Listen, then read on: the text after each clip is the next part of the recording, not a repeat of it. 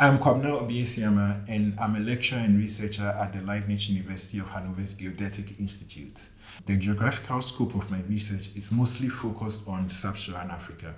And this is because I see that within Sub-Saharan Africa, it's an area of endless possibilities. One characteristic that everyone knows about, which is that Africa has a lot of natural resources, abundant natural resources. My work focuses a lot on the relationship between people and the land.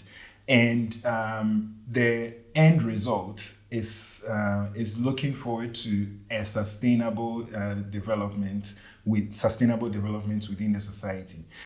And when it comes to land in Sub-Saharan Africa, it is intimately tied with kinship ties and familial relations, as well as tribal ties, which is quite different from what you have in Western Europe. And so this kind of relationship between people and land is what we call the customary land tenure.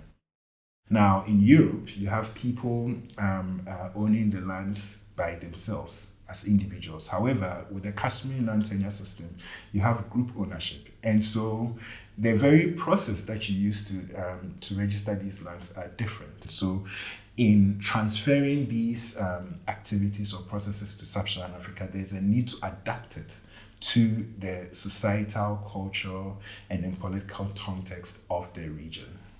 Yeah. So there's a saying that goes around that goes like, every societal problem has a footprint on land.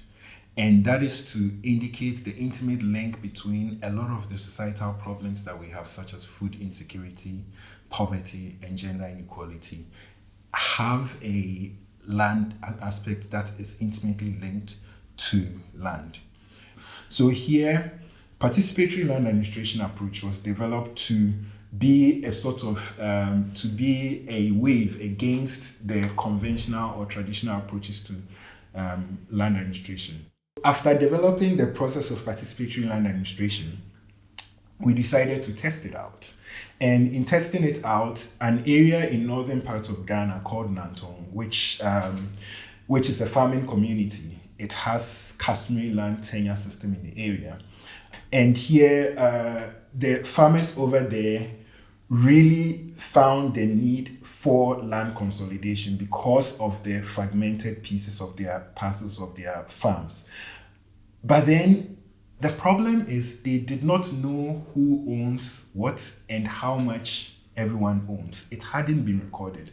It was in everyone's head, but it was nowhere on paper.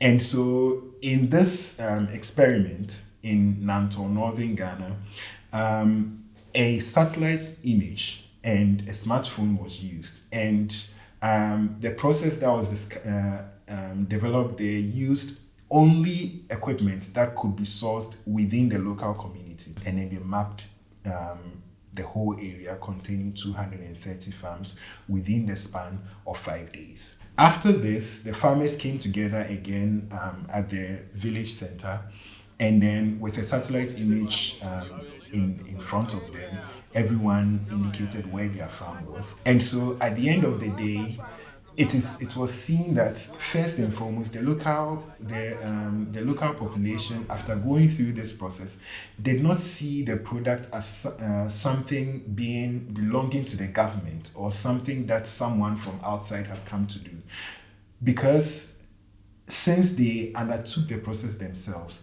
they felt a sort of ownership in the finished product.